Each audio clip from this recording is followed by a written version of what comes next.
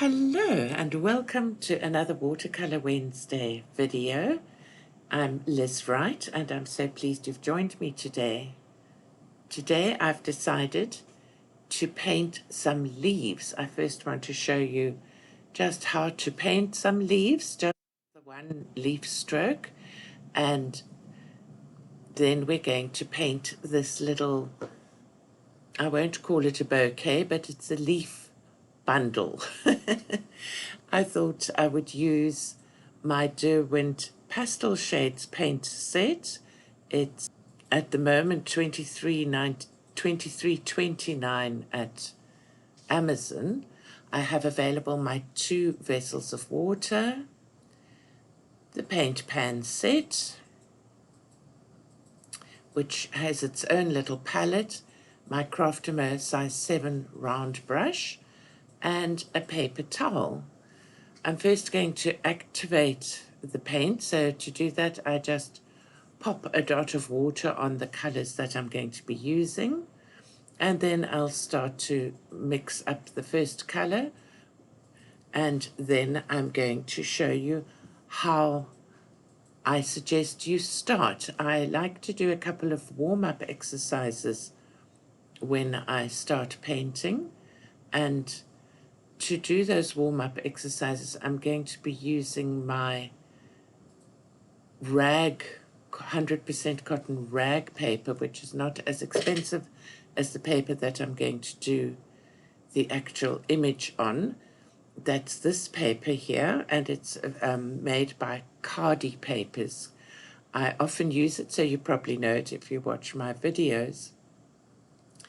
I tried doing this on a couple of other papers, and I must say I've become spoiled now with 100% cotton paper because it just works better.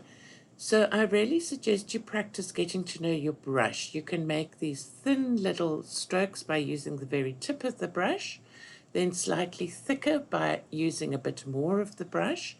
When you get that sort of a textured look, it means there's not enough water on the brush. And sometimes one does actually use that dry technique, but then one paints mostly with one's brush at a 45-degree angle. And I would really suggest you do quite a number of these strokes. Fill up a whole page. You can use your worst paper if you want to while doing this for the first time. And don't be too critical of yourself, but just get to know how your brush works. So to load the brush, you must make sure there's enough water on it, and then you fill it up in the pan or the palette where you've put the color that you're going to use.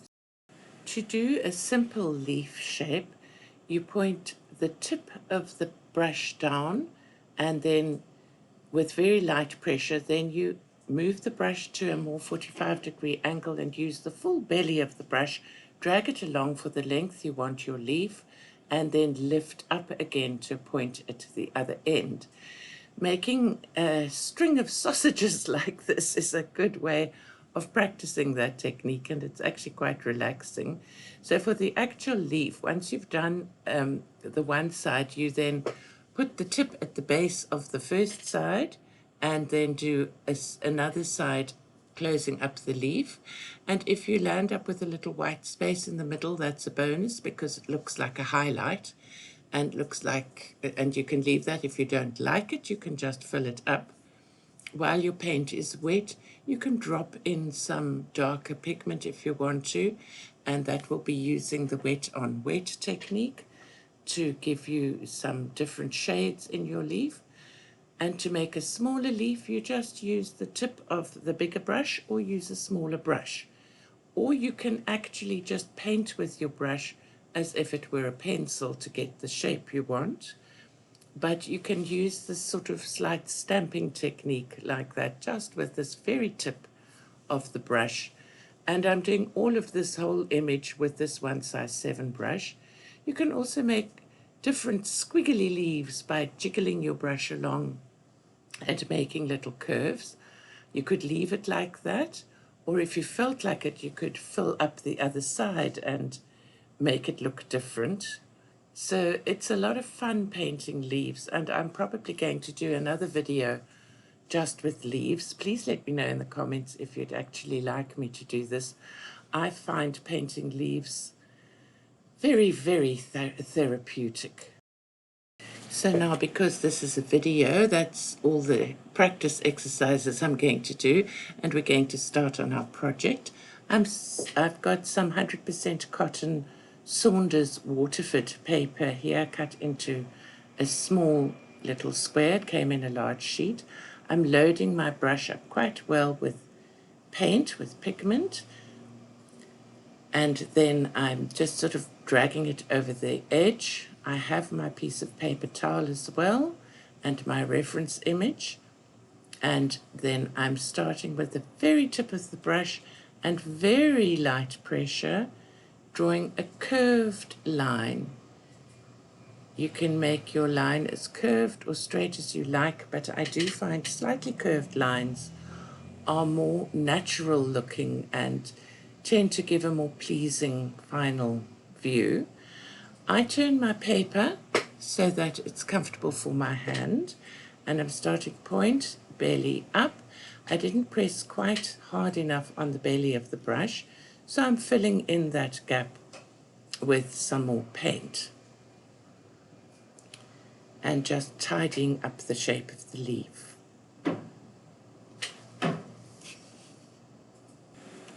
Moving on to the next leaf, I go again with the very tip, follow a short, a very micro little amount, the shape of the big stalk, and then branch off with the tiny stalk on the tip, and that leaf worked better. Another thing to bear in mind is to change the value of the color you're using. So you can do this, as I showed you earlier in one of my earlier videos, by rinsing your brush out in the water and using that slightly more pale color, just so that it looks more interesting. You can see I'm doing that here, and I want to get more of the belly of the brush, and then I made a bit of a bump, so I'm neatening it up. And I'm going to then drop some of the concentrated pigment straight from the little half pan onto this leaf to make this leaf a little more interesting and give it some texture. You'll also note that to make a slightly more organic looking leaf, that it's not too contrived, I think is the word I want. I'm trying not to put my leaves directly opposite each other, but to stagger where I put them and to let them go in different directions, the same as would happen in nature. You know, the leaves grow on the plant and they look for the sun, and the wind blows them and a bird sits on them. So it's fun to do that. And then I'm also dropping in paint on this one to make it interesting. You have to do that while the leaf that you want to drop the paint into is still wet. Now I'm going for a darker leaf again and making it squiggly, lifting up to a point. I could just leave it like that, but I'm going to fill in the other side because I want it to match. This leaf is a little bit bigger than the others, so I thought, oh dear, is that a mistake? And then I thought, no, it's not a mistake. That's what happened. And now I want to make this leaf look as if it's going under the leaf above it. So I'm painting up to halfway. It would have been better if I'd waited for the first leaf to dry because they're going to bleed into each other. But I'm just going to try and paint an edge on this top leaf, just to make an interesting shape. And then I'm going to do my final leaf and then move on to the small leaves. And while I paint the small leaves, I'm going to put on some music for you to listen to.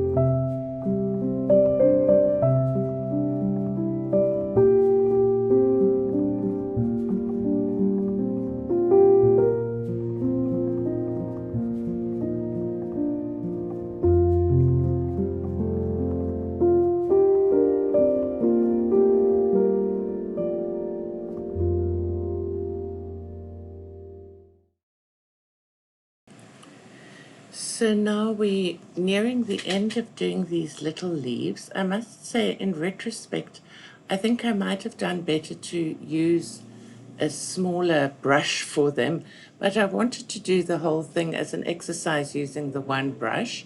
And now all that's left is to add the ribbon, and to do that I think I need to lengthen the lower stem a little bit.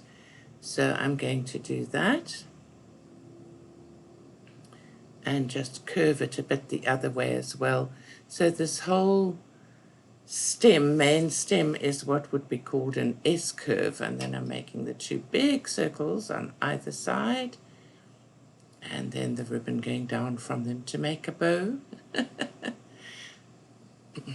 Always get a little nervous when I kind of draw with my paintbrush.